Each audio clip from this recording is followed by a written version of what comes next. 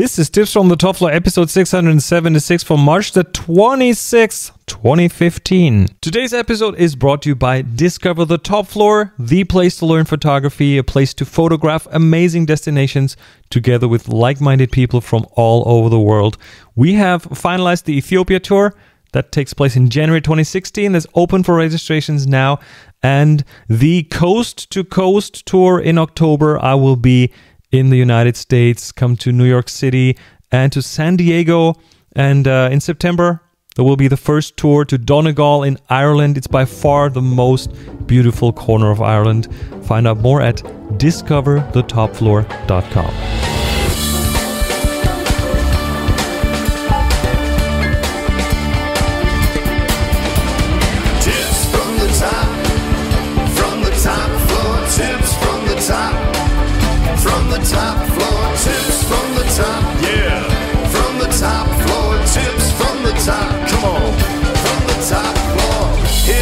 Chris, he got them tips from the top floor. A German man who understands digital photography and more. On today's episode, we'll have a discussion about how misunderstood sharpening is. Rick takes pictures of horses and wonders how to organize them. And Michael wants to change some of the metadata on all of his pictures.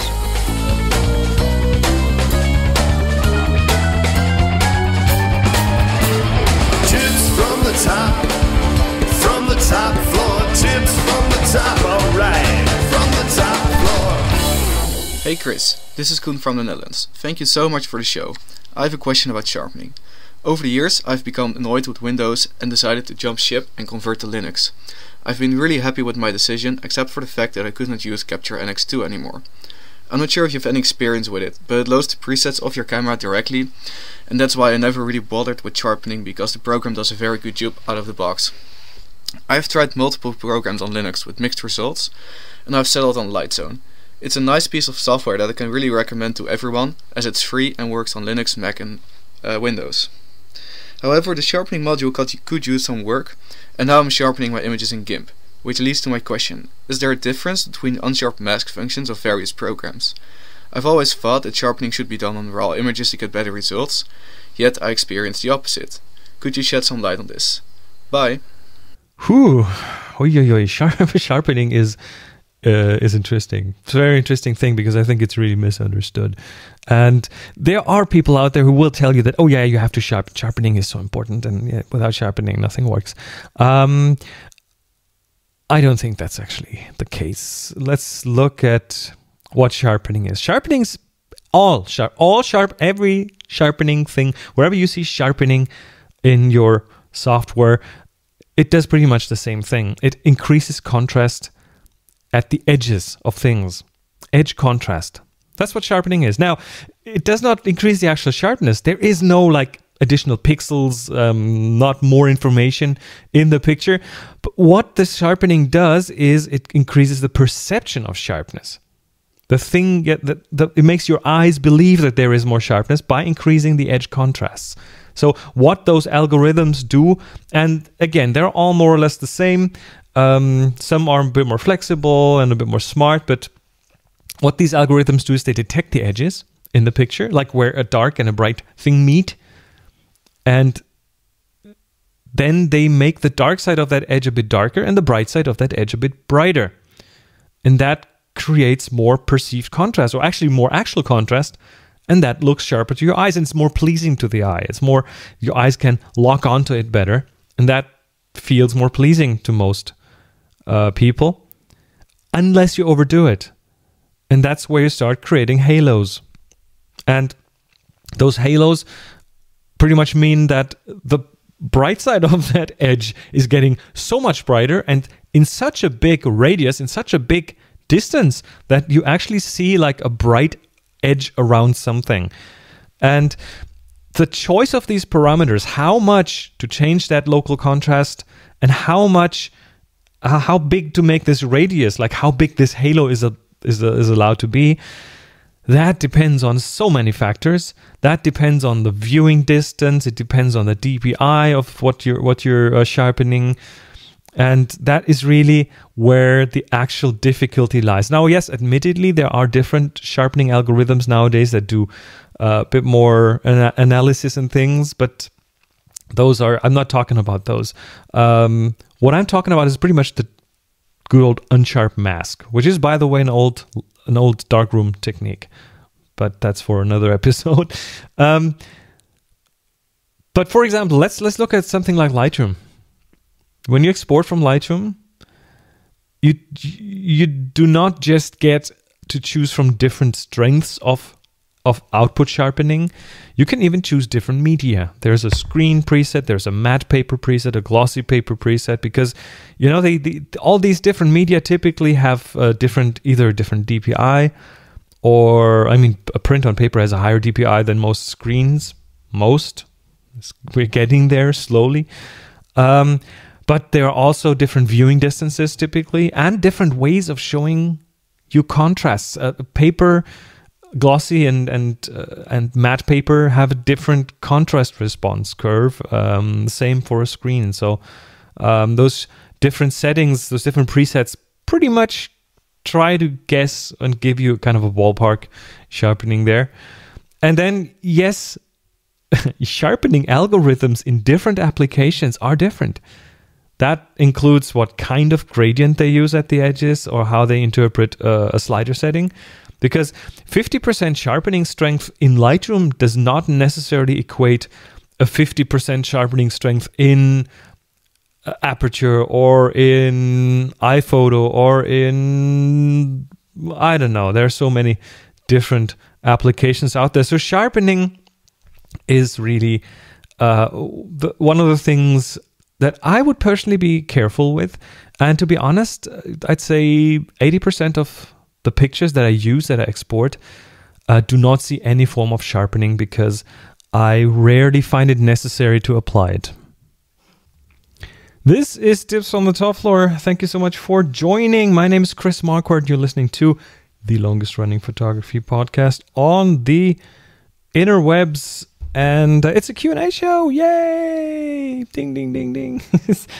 Finally again. And thank you all for your questions. So that was the first one about sharpening. The second one is this one by Rick. Hi, Chris. This is Rick Conley. I'm from southeastern Indiana in the U.S. For the past 30 years or so, I've been specializing in photography of horses and the people who love, play, and work with horses. Until a few years ago, my photography was more of a hobby business for me as I had a regular job out in the IT world, but now I'm retired from that job and my photography has become my primary activity. I've been listening to your podcast and to the Two Hosers for several years now, and to thank you for the many ideas and suggestions that you've shared, I became one of your patrons. My primary reason for contacting you is with a question about Lightroom. I've taken your Lightroom course, and in fact I refer back to it fairly often. I'm leaving on a 10-day wagon train ride down the state of Tennessee here in a few weeks, and I'll probably return from that event with somewhere between 5,000 and 7,000 photos. The way I process those photos is by setting up a separate catalog in Lightroom where I only put those photos.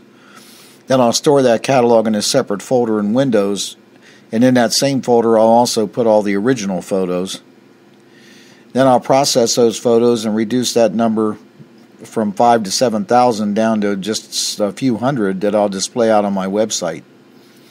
I use JAlbum to display the photos, and I place all the JAlbum files and the actual processed JPEGs that I export from Lightroom into that same folder with the Lightroom catalog and all the original folders. Then I can copy that folder off to my offline storage, and I'll have everything related to that event in one place all together. In fact, I usually, like you suggest, I usually make 2 copies of everything on 2 different devices before I remove anything from my main drive on my computer or from my memory cards. My question's related to the idea of creating a separate Lightroom catalog for each event. In your course, I got the idea that you seem to have all of your photos stored in just one catalog. And I'm kind of curious as to what the pros and cons are of doing that over the idea that I use of setting up separate catalogs for each event. I've been doing it this way for a couple of years now, and it seems to work well. I haven't run into any real problems, but I'm not sure that somewhere down the road I might not be so lucky. It's especially when a customer wants me to pull a photo from an old event somewhere.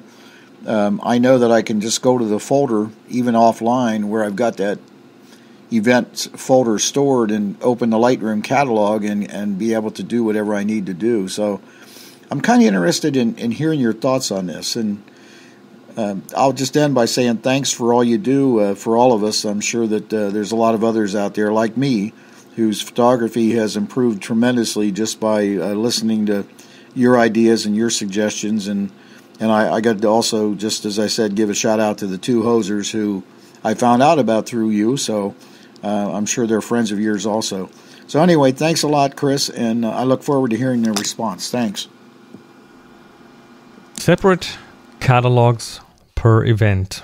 That's one possible way to do it, but I don't think Lightroom was actually designed to work this way. And let me explain to you why that is. I do, and let me use my own workflow as an example here, because I do this differently. I rarely use separate catalogs in Lightroom. I actually try to keep things in one catalog. And yes, it comes with pros and cons. For example, the con might be that there's a bigger catalog file over time. You just end up taking more space on your computer, especially if you do lots of edits, lots of brush edits and things in your pictures. Those catalogs can grow a bit. My main catalog is about 1.6, 1.7 gigabytes in size, but with the size of hard drives, that's actually not a real issue anymore. And also what some people might see as a con, especially when you come from a very file system based approach, having things in folders, knowing exactly where they are, you'll have to learn to let go of that notion and learn to work with metadata and learn to work with this database driven system as opposed to a file based approach. Now, yes, I know there are files under it, files in on your hard drive somewhere. And, when I let Lightroom import things into my catalog, I typically allow Lightroom to choose where to put things based on the metadata, so that Lightroom knows when the picture was taken, and it sorts it into folders based by year, month, and day. So I have a folder structure based on the images, and they are neatly sorted in there. So if I ever have to go back and find something based on a date and have to do this on my hard drive, I will be able to find things. That's also what I back up. So the pictures are backed up, and they all reside under a big pictures folder, which then has all these different years and months and day folders underneath it. So that is that is actually quite easy from that point of view. You will still know where things are, so that's kind of easy to let go of. And let me get a few other things out of the way where I think an all pictures in one catalog approach is stronger and more powerful. First, space on your computer. Putting pictures in external catalogs and then putting them on external hard drives and filing them away somewhere in a closet. Yes, it will save you space on your day-to-day computer, but I found it stronger to have everything with me and still be able to edit everything without having the original raw files around, because those are the ones that take up space. Have those on an external drive somewhere, in my case on a network drive, and use a fairly new feature in Lightroom called Smart Previews. And Smart Previews are smaller, but they still allow you to do all the edits. So you can put all raw files on an external drive and create all the Smart Previews for your pictures. And then, where a raw file would typically have 20 to 30 megabytes, or even more sometimes, a Smart Preview will have 1 to 2 megabytes. So for an entire catalog, let's say you have 10,000 pictures in your catalog, that would be less than 20 gigabytes. And that, again, with today's hard drive sizes, I think is a small price to pay for having everything with you in one catalog. But the true power of Lightroom and all these database-driven systems these days is the metadata. Each picture carries with it a lot of that metadata, like when it was taken and what lens it was taken with, and sometimes even where it was taken if it has geotagging in it, and the keywords, and so on and so on, even the camera serial number. It's a long list. And with that metadata, you can do magical things, like find all pictures taken in Iceland in 2015 and with a wide-angle lens.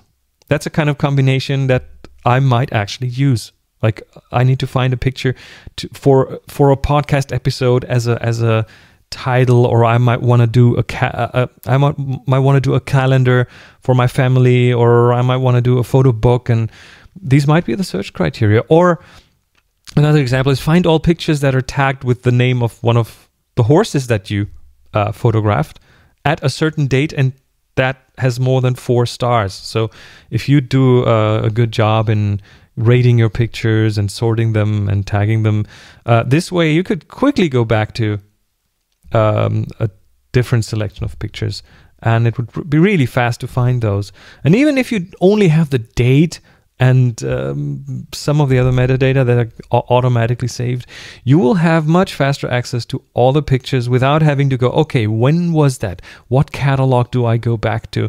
What folder do I open? Which hard drive do I have to pull out of my closet to find that photo? That's a tremendously powerful thing to use. And here's the important thing. Lightroom cannot search over more than one catalog at a time. And that means you only get that power if you keep more of your pictures together in one catalog. All those separate catalogs are truly separate.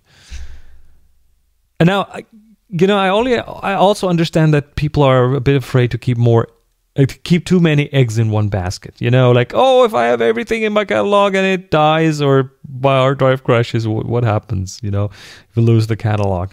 The catalog is the database. It's the central thing in something like Lightroom, and it's the central thing that makes all this possible.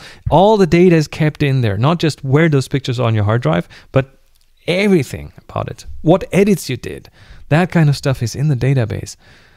And, after having used the software for years now, and having actually looked under the hood, there are strategies that help minimize that risk of this happening to practically zero. And that's called backups. Save the catalog. And actually, Lightroom makes it really easy for you. Of course, you could include it in your regular backup. You make your backups and back up that catalog file in your nightly backups, or it's part of your Time Machine backup if you're on a Mac, or this just kind of does it automatically. And that's what I do. But in addition, what I do is you can ask Lightroom to remind you to save the catalog, and it has that backup facility built in. So if you go to catalog settings /general and then set backup catalog to every time Lightroom exits, here's what's going to happen. Every time you exit Lightroom, Lightroom will ask you, should I back up the catalog now? And then you can say, no, not really. And that's what I typically do most of the time. I tell Lightroom, go, leave me alone.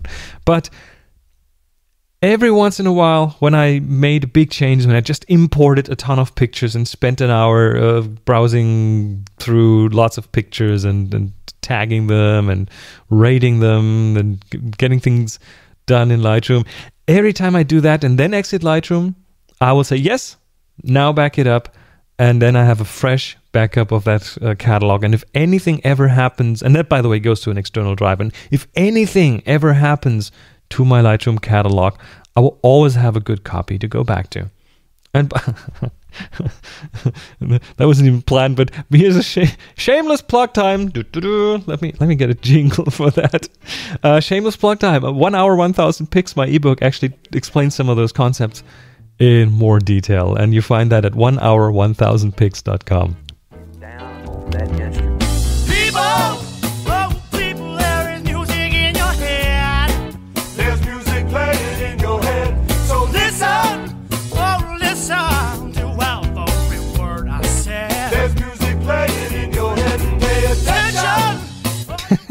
You know how much I love it when you guys give me an opportunity to plug something. So thank you for that. And of course, I want to hear your voices on the show. I keep saying that over and over again, and you guys deliver, and that's amazing. I just love when your questions come in, and it's super simple. Again, just go to tfttf.com, the website of this show, tfttf.com. There's an orange tab on the right hand side. Just click that and then record something, and then before you send it off, you get to listen to it again and then decide if it's good enough, so you can do as many takes as you like. And if you want to pick up the phone, fine too. Still works, still a viable option. In the United States, there's 206-202-DSLR. That's 206-203-757. And internationally, just dial +44 7005 805 742. I do want to hear from you.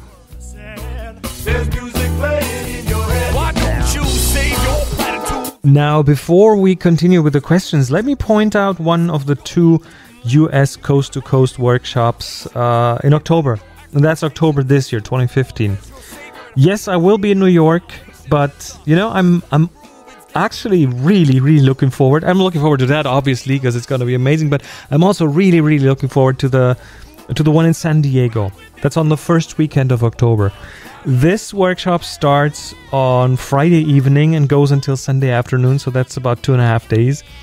And after I received some questions, I thought, yes, I'll write the answers and the FAQ down on the website, but I thought I'd just use this little show here to tell you a bit more about what we are going to do there. And by the way, when I say we, I'm talking about Sonny Portasio, photographer in San Diego, and myself. Sonny was actually on this show before. So we planned the first day, Friday evening, to be a time to help get everyone on the same page. There are always participants on the workshops who have more experience than others, and those few hours are going to kind of really be a good opportunity to bring things together and set the stage for the next 2 days.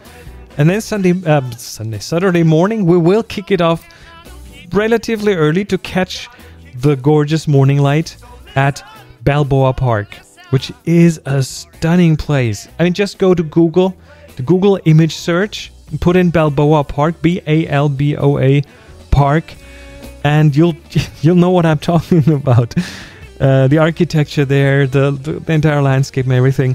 And then during the midday, we will do some more hands-on training around long exposures and a bit of classroom, and do some things about landscapes and seascapes, and we'll finish that day shooting the cliffs and the Ocean Beach Pier at sunset, which again, I mean, the lights and those places together, that's a magical combination. We're probably gonna even extend this into the evening to some San Diego night skyline over the bay, so bring your tripods for sure.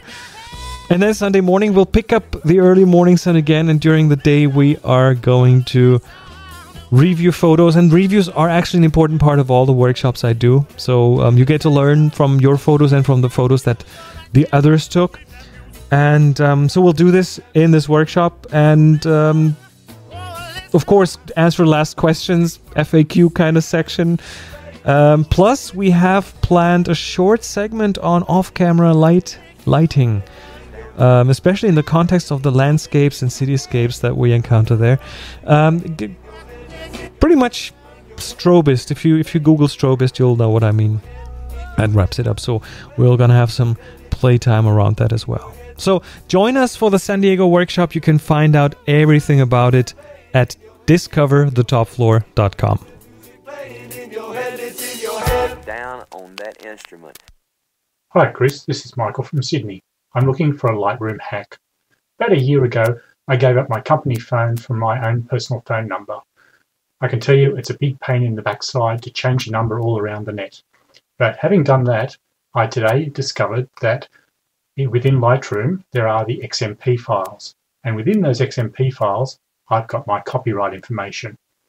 Now, if these files are on a Unix machine, I'd just write a little script to go through, find all the XMP files, and do a search replace of my old phone number for my new phone number, and I'd be happy. Everything would be up to date. I was just wondering, what's the best way of doing this with Lightroom on a Windows machine? Thanks. This is funny because I think no, Michael. Thank you so much for the questions. I'm not laughing about you. I'm laughing about the approach that a few years ago I might have had the same approach. Go in, write a script, go through the XMP files and change everything out there.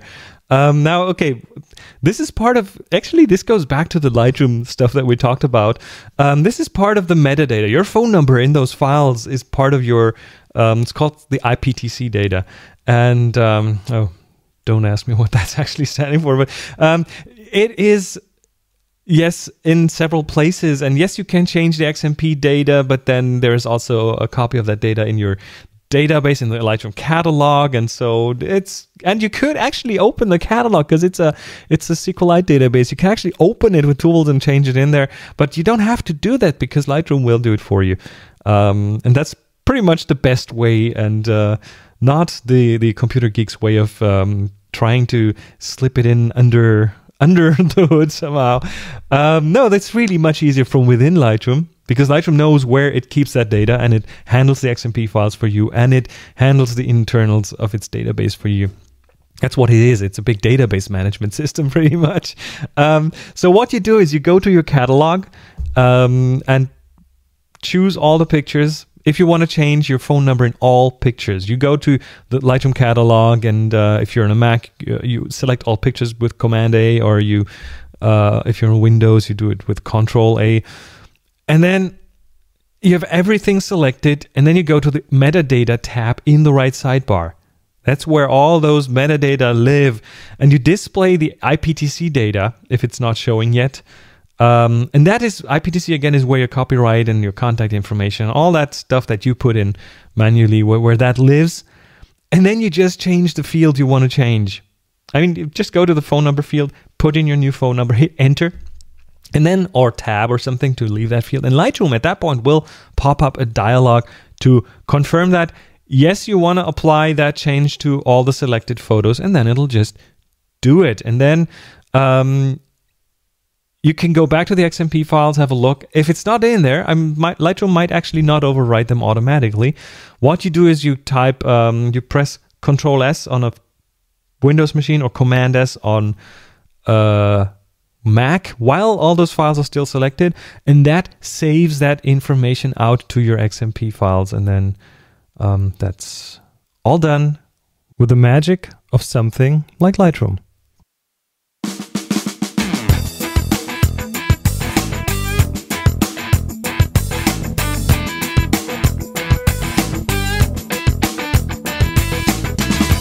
Hey, I looked it up. I know what IPTC means. It stands for International Press Telecommunications Council. International Press Telecommunications Council. And it's a data specification that was developed in the early 1990s to expedite the international exchange of news among newspapers and news agencies. And now it is part of the metadata specification in Lightroom and in pictures in general. So quite amazing, actually.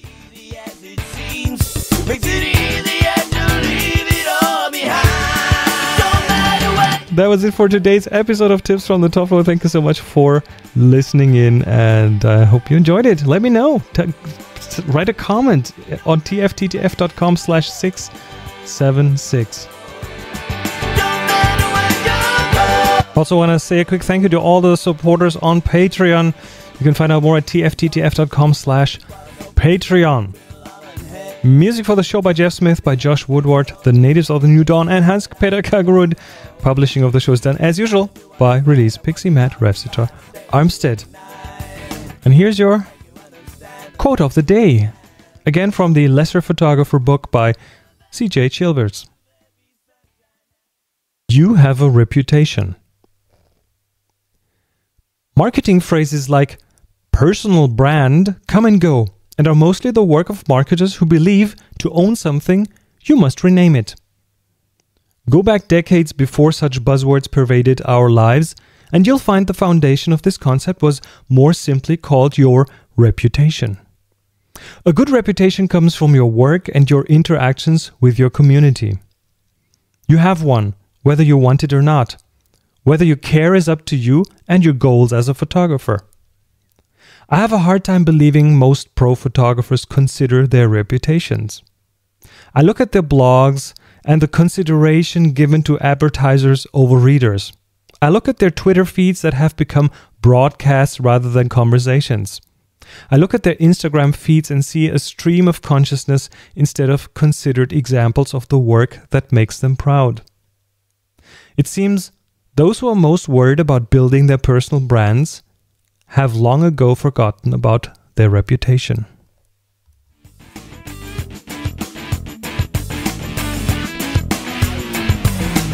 My name is Chris Marquardt. Follow me on Twitter at Chris Marquardt. That's Chris Marquardt. Leave a review on iTunes.